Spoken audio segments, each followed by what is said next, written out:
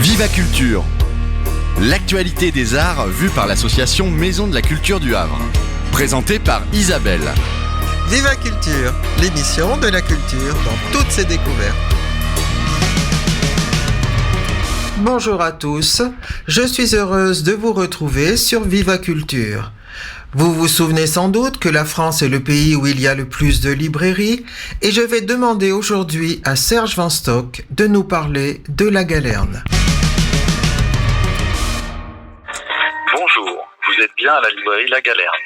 Nous vous remercions de patienter quelques instants. Oui, allô, bonjour. Allô Serge Van Stock, bonjour.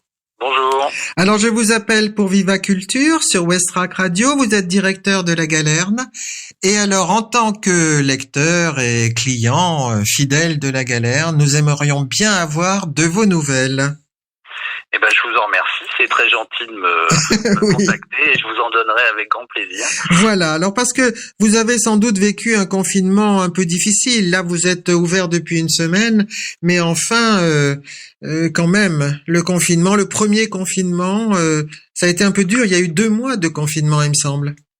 Oui, c'est ça. Alors bon, la situation est compliquée pour plein de gens. Dans le domaine de la culture, on n'est pas les plus à plaindre parce que nos amis du spectacle vivant, de la musique, du cinéma sont bien plus impactés que nous, hein, donc on va pas non plus Oui. trop se plaindre. Mais c'est vrai que le monde du livre a été bien sûr impacté. Alors avec deux confinements très différents et qu'on a vécu de manière très différente parce que le premier, Oui. au printemps dernier, on était un peu comme tout le monde, un peu sidéré par ce qui se passait et avec une première idée, une volonté très affirmée chez nous à la Galerne, mais comme chez une grande majorité de libraires, de préserver de la santé de chacun, de nos clients, de nos équipes, de tout le monde. Et comme à l'époque du premier confinement, nous n'étions absolument pas équipés, d'ailleurs comme la population en général, on n'avait pas de masque, on n'avait pas de gel, on n'avait pas de plexi, etc. Oui. Donc nous, on avait décidé on n'a pas du tout milité pour une ouverture des librairies. Oui. Et nous, par exemple, on a seulement réouvert notre site internet le 30 avril, soit 10 jours avant l'ouverture prévue. Oui. Parce qu'à ce moment-là, on avait enfin reçu tout le matériel pour travailler en sécurité. Et puis vous ensuite, avez été très prudent. On a été très prudent et alors bon, on estime plutôt responsable. On se disait envoyer des gens dans les rues ou envoyer des coursiers de la poste chez nos clients sans masque et tout ça, et alors que nous-mêmes on pouvait pas vraiment prendre toutes les précautions, ça nous semblait pas très raisonnable. Et surtout qu'à l'époque, en tout cas au début de ce premier confinement, les chiffres augmentaient tous les jours. Enfin, on avait une connaissance quand même très réduite de ce qui se passait. Oui, c'est vrai. C'est vrai. Bon, donc ça c'est le premier confinement. Oui, et alors financièrement d'ailleurs ce premier confinement? Alors financièrement, évidemment, ça a été c'est compliqué parce que quand une entreprise, un commerce ne fonctionne pas pendant 2 mois, eh bien il y a plus de rentrée d'argent et parallèle, vous avez quand même alors sans rentrer dans les détails, mais les charges fixes qui continuent. Vous payez votre loyer, vous payez tout un tas de choses. Bien sûr, surtout que vous êtes une grande librairie, vous avez beaucoup d'employés. Oui. Donc évidemment, alors heureusement, nous on fait partie de ces librairies. Alors la situation d'une librairie est toujours j'allais dire à surveiller parce que c'est le commerce le moins rentable qui existe et que la rentabilité moyenne d'une librairie tourne autour de 1% de son chiffre d'affaires. Donc vous voyez que par rapport à plein d'autres commerces, il faut toujours être très prudent. Mais bon, à la Galerne, on a toujours été plutôt prudent et la librairie était dans une situation elle était pas en grosse difficulté avant ce premier confinement. Donc ça a été compliqué à gérer, mais je dirais que il n'y avait pas un danger totalement immédiat de casse, etc. Même s'il a fallu prendre des décisions de gestion importantes. Les éditeurs vous ont soutenu?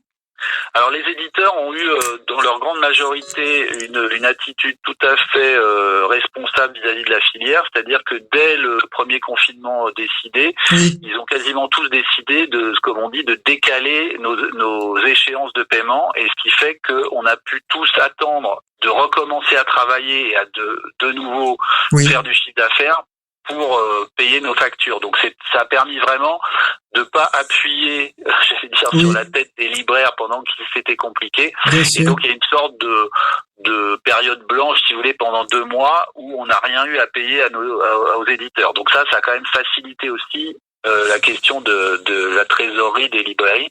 Et on peut vraiment les en remercier. Et deuxième chose plutôt positive qu'ils ont fait, c'est que à la réouverture, on avait réussi à négocier une reprise d'activité assez intelligente, avec pas trop de nouveautés au début, mais des nouveautés commercialement avec un potentiel commercial plutôt important, et ça a aidé aussi à la bonne reprise en librairie. Oui, parce qu'il fallait peut-être donner le goût au public de revenir. Voilà, et puis c'était important d'avoir ce qu'on appelle dans notre jargon des locomotives, alors qui peuvent être des titres très grand public ou des titres plus pointus, mais en tout cas dont on sait que elles vont donner envie aux gens de retourner en librairie. C'est ça. Et alors il y a eu aussi d'autres nouveautés, et si vous voulez, il y a eu un peu moins de nouveautés que d'habitude, et surtout il y a eu des programmes un peu resserrés qui ont permis de motiver les gens. Et c'est ce qui explique d'ailleurs que dans leur grande majorité, les librairies françaises ont plutôt bien travaillé entre donc le 11 mai où on a réouvert et le 29 ou 30 octobre, je me souviens plus, où on a fermé, et ce qui a permis de compenser une partie des pertes des 2 mois du premier confinement. Ah oui, ça c'est très encourageant. Oui, bien sûr. Oui. C'est d'ailleurs mieux, faut le reconnaître. La réouverture s'est beaucoup mieux passée que ce qu'on craignait en plein cœur du mois d'avril quand on étudiait notre situation économique et qu'on imaginait ce qui allait se passer en juin, juillet, etc. C'est vrai c'est plutôt la bonne nouvelle. Ouais. Et alors le deuxième confinement, là, celui-ci, comment ça s'est passé? Le deuxième confinement, c'est tout à fait différent parce que contrairement à notre position au printemps, nous on souhaitait vraiment rester ouvert, et on pensait, d'ailleurs, je vous le dis, j'allais dire entre nous, mais on pensait vraiment jusqu'aux dernières 24 heures faire partie des commerces pouvant rester ouverts, parce que c'était plutôt les signaux qui nous étaient envoyés par nos contacts dans les ministères concernés, et puis finalement les arbitrages ont décidé que non. Mais pourquoi on voulait rester ouvert à la différence du printemps? Parce que la situation est totalement différente. Là, on était pour le coup très bien équipés pour, je le crois, continuer à travailler en garantissant au mieux les conditions sanitaires. D'autant plus que nous, à la Galerne, mais c'est quasiment une grande partie des libraires ont fait ça, on avait mis en place des protocoles souvent plus exigeants que ce qui était demandé par le gouvernement en termes de masques, de gel, etc. Donc on pense vraiment qu'on était, une grande majorité des librairies étaient capables de continuer à bosser en sécurité. Donc c'est pour ça que au moment où on a appris qu'on allait être fermé, c'est vrai qu'on a déclenché pas mal de contacts et d'actions pour essayer de faire en sorte que ça s'inverse. Oui, bien sûr. Et j'imagine les lecteurs aussi, là, vous ont soutenu dans ce sens. Bien sûr, là, on a eu tout un soutien des lecteurs, des éditeurs, qui tout le monde nous disait, mais il faut que les librairies restent ouvertes. Donc ça, c'était évidemment un signal très important pour nous, et qui fait, même si ça n'a pas fonctionné au final, mais c'est évidemment très nourrissant d'avoir ce genre de soutien. Et donc ce qui s'est passé, c'est qu'on espérait que le gouvernement sortirait par le haut en réautorisant la vente de livres, et finalement ils ont pris le chemin inverse, c'est-à-dire qu'ils ont interdit toute vente de livres. Et c'est comme ça que les ventes de livres se sont trouvées interdites, y compris dans les circuits de distribution qui restaient ouverts, les Fnac, les grandes surfaces, etc. Ah oui. Mais alors comment vous expliquez, vous, cette distinction malheureuse d'ailleurs, ou maladroite, entre commerce essentiel et non essentiel, produits de première nécessité et produits non nécessaires? Ce sont évidemment des adjectifs un peu problématiques. Moi, je pense que le raisonnement un peu, je vais pas être technocratique, dit que pour lutter contre la propagation d'un virus, il faut éviter au maximum qu'il y ait un brassage de population. Il faut reconnaître que une librairie j'allais dire presque par définition, par essence, c'est un lieu de brassage, c'est un lieu d'échange. Si on y va, c'est parce que souvent on aime découvrir, on aime échanger avec le libraire. Nous, souvent, si on fait ce métier-là, c'est justement pour cette raison-là. Oui. Et que peut-être qu'effectivement, cette définition-là de nos lieux fait que c'était un peu contradictoire avec l'idée de confinement et de protection. Donc voilà, après, moi, évidemment que vous connaissez la librairie, vous me connaissez, vous savez que, évidemment, que je pense que le livre est un produit, entre guillemets, essentiel. Oui. Mais je crois qu'il faut aller au-delà de cet adjectif. La décision a été prise de limiter à l'alimentaire. Alors effectivement, après, quand on me dit que le bricolage est plus essentiel que la littérature, évidemment, là, ça va pas me plaire beaucoup. Mais bon, et voilà, je vous dirais que nous, on est vraiment dans une fois que ça a été acté, qu'on a vu que de toute façon on gagnerait pas cette bataille-là, on est tout de suite allé au niveau d'après, c'est-à-dire discuter avec les ministères sur quel protocole serait mis en place à la réouverture et comment on pouvait faire en sorte que ça se passe le mieux possible. Oui, voilà. Et c'est comme ça qu'on avance, parce que sinon... Oui, effectivement. Alors, de toute façon, vous avez gardé un système de livraison sur commande. Oui, tout à fait. Alors j'allais dire l'avantage qu'on avait nous, c'est que on a un site internet qui fonctionne depuis des années, qui est facile à utiliser et qui fonctionne bien. Donc le passage en click and collect ou retrait magasin, peu importe comment on l'appelle, était techniquement facile à faire. Après, ça a nécessité évidemment une réorganisation en interne, parce que vous doutez bien que dès qu'on a été fermé, le nombre de commandes du click and collect a très fortement augmenté. Et donc j'en profite pour évidemment remercier tous les gens qui s'en sont servis, parce que c'était important pour nous à ce moment-là. Mais ça nécessite bien sûr une réorganisation et un travail différent, parce que ce qu'il faut bien se dire, c'est que quand quelqu'un commande un livre sur le site internet, ce qui se passe ensuite, le circuit de la commande et son traitement, c'est évidemment très différent que quand quelqu'un rentre dans la librairie, prend le livre et passe à la caisse. Et donc ça nous prend bien sûr beaucoup plus de temps. Enfin, c'est une vraie organisation pour que ça se passe bien, pour que les commandes soient bien gérées, etc. Donc il a fallu mettre ça en place, mais je dirais que c'était, voilà, encore une fois, par rapport à d'autres commerces qui n'avaient pas de site internet et pour qui c'était très difficile de mettre ça en place. L'avantage en librairie, c'est que tout ça a été développé depuis quelques années, qu'on a des bases de données fiables, etc.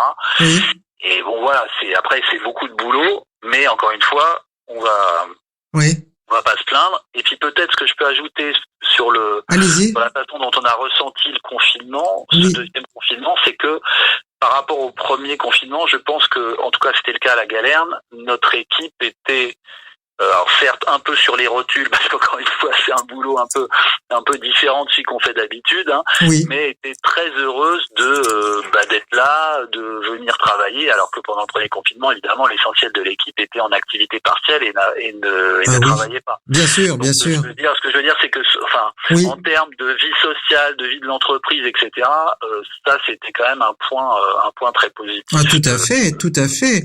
Et alors les clients, comment ont-ils réagi? Comment ont-ils vécu le choix, par exemple, des lectures, le choix des livres?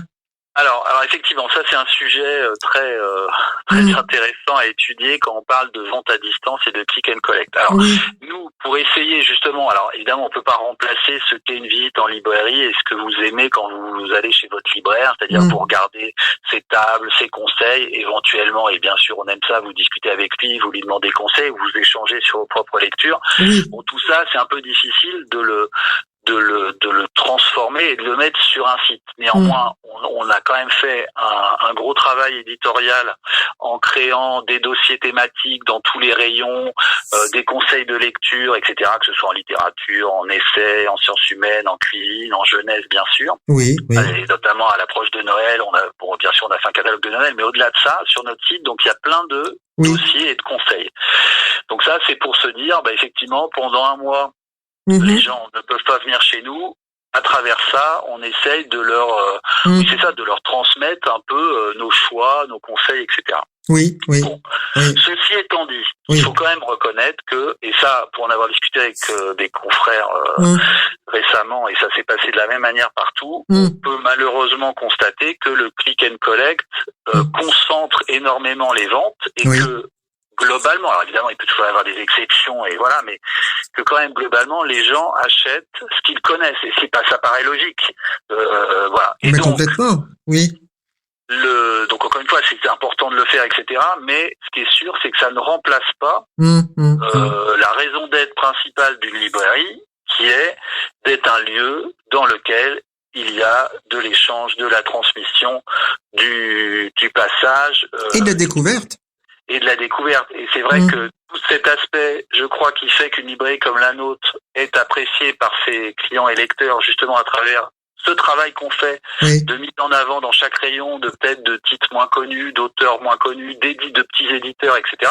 À côté de ce qu'on appellerait la grosse cavalerie, si vous voulez, bien sûr, qui est là aussi.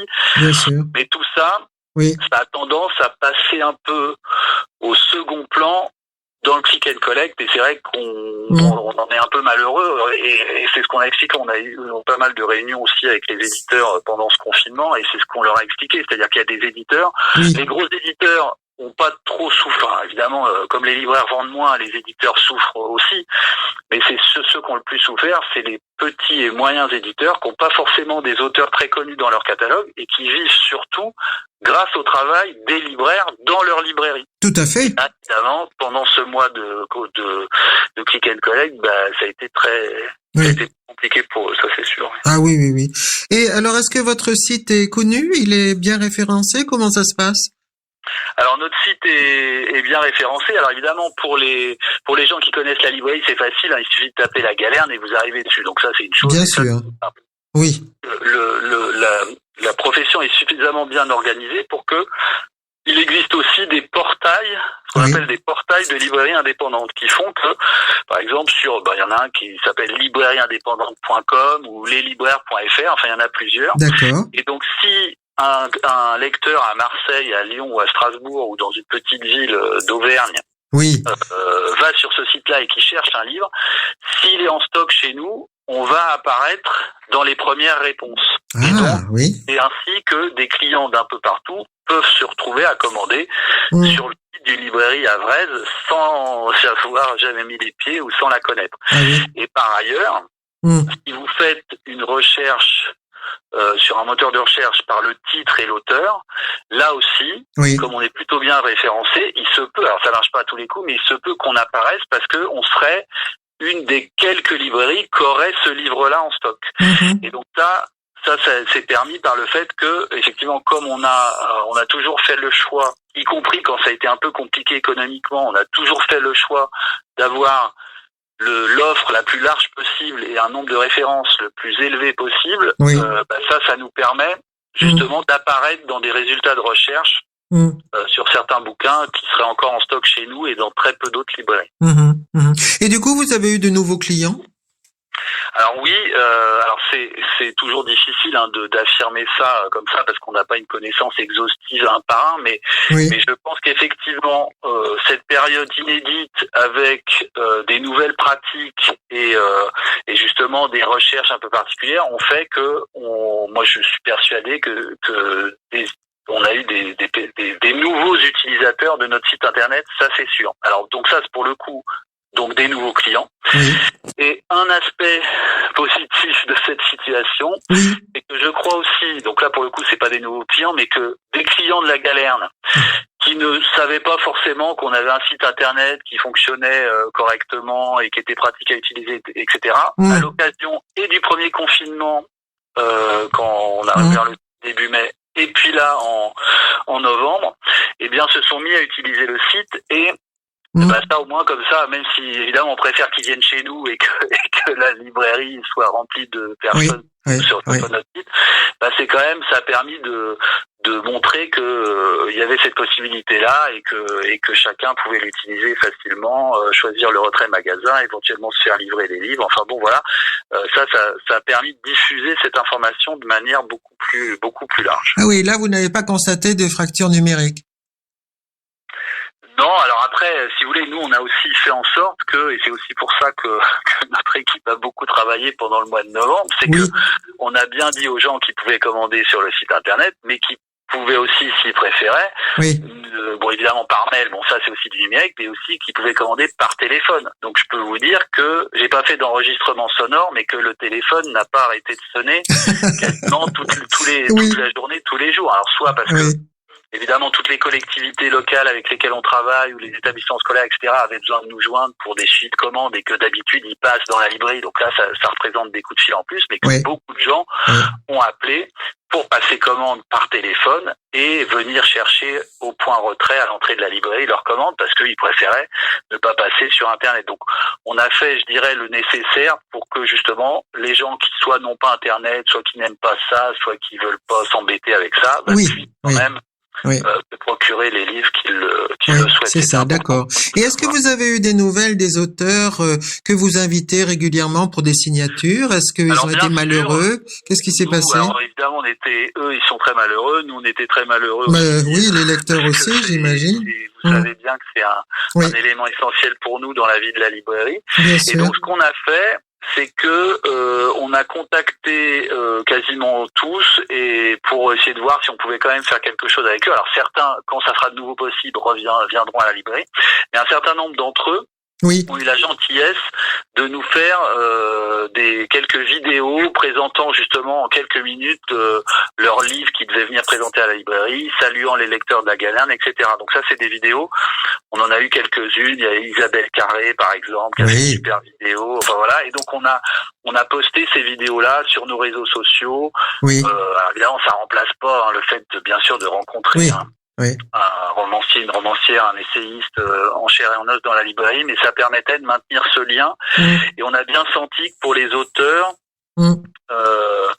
bien sûr, la librairie, je parle pas de la Galerne là, la librairie en général, est évidemment le lieu par excellence dans lequel ils souhaitent s'exprimer et venir rencontrer leur public. Donc ça remplace pas, mais ces petits messages envoyés en vidéo étaient aussi un signe pour eux de montrer cet attachement-là. Bien sûr. Et pour nous libraires, c'est évidemment très important de recevoir ces messages-là. Ah, tout à fait, oui. Alors la réouverture, là, elle s'est faite difficilement ou quoi?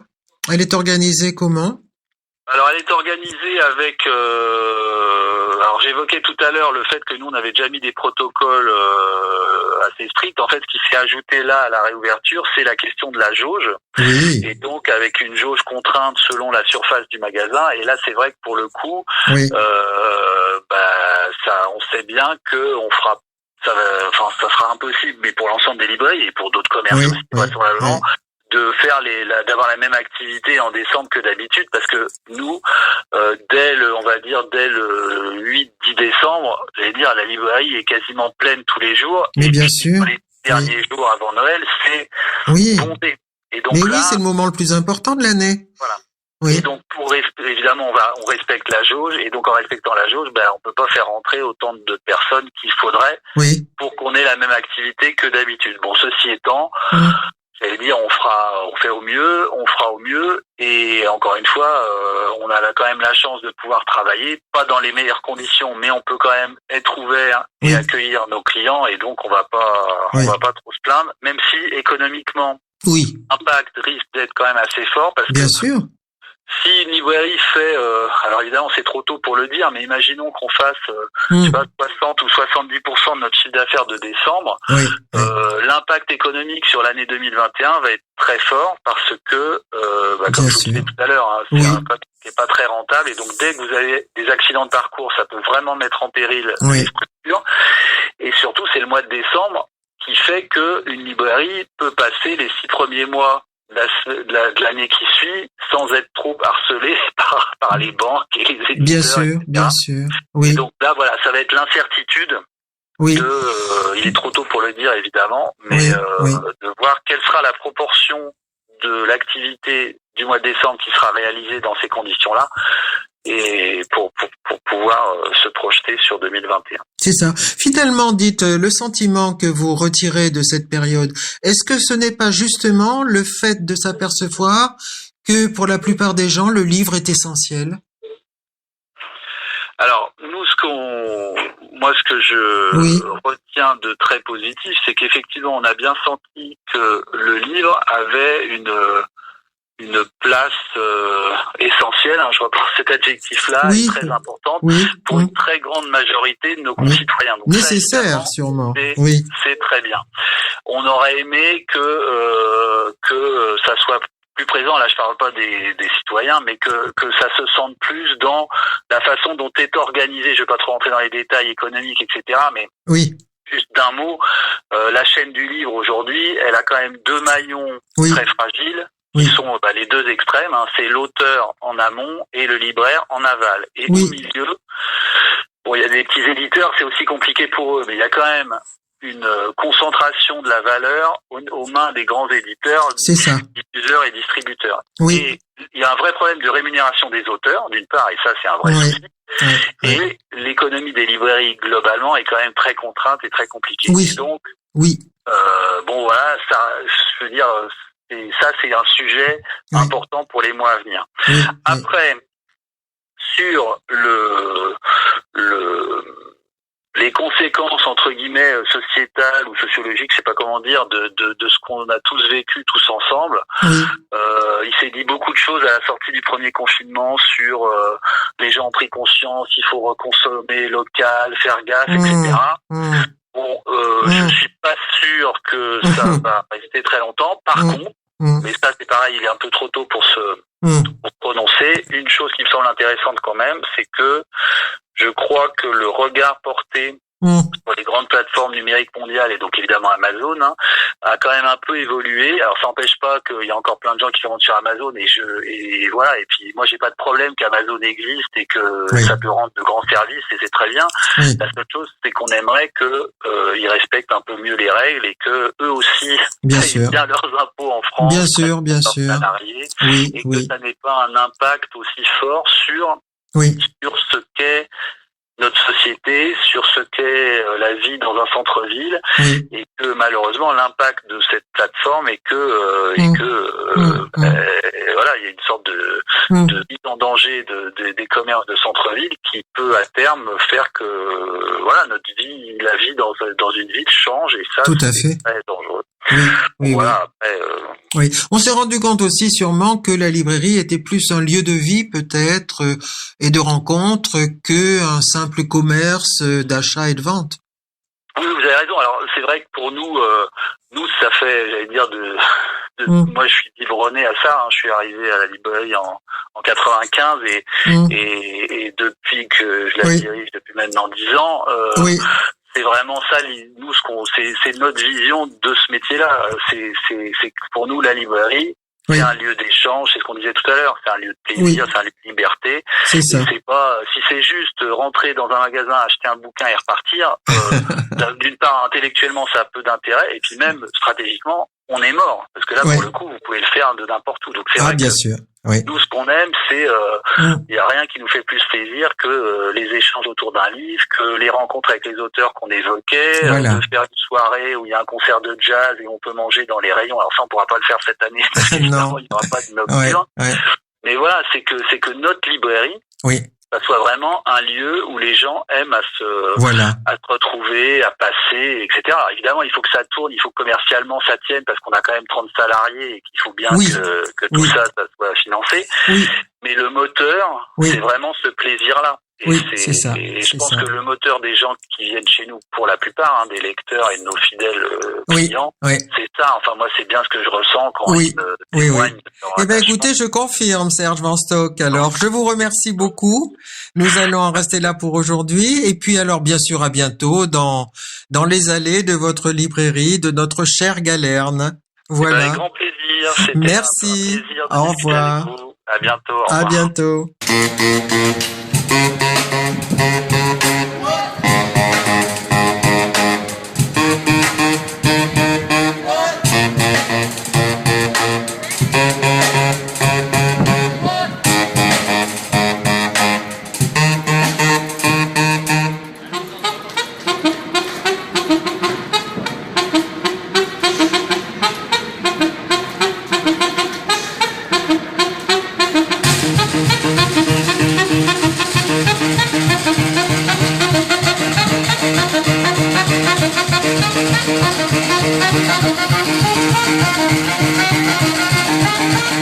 you.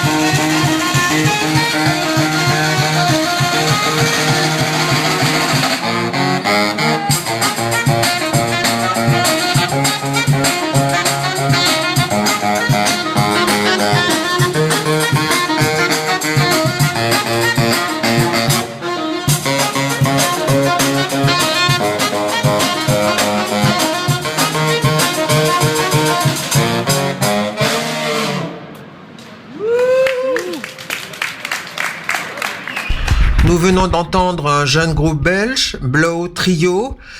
C'est un groupe qui fusionne jazz, punk et dance music dans leur spectacle sur scène, superbement énigmatique, dit-on, et qui aussi fait des performances dans la rue. Je vous donne rendez-vous dimanche prochain. Portez-vous bien, à bientôt et rejoignez-nous. Adhérez.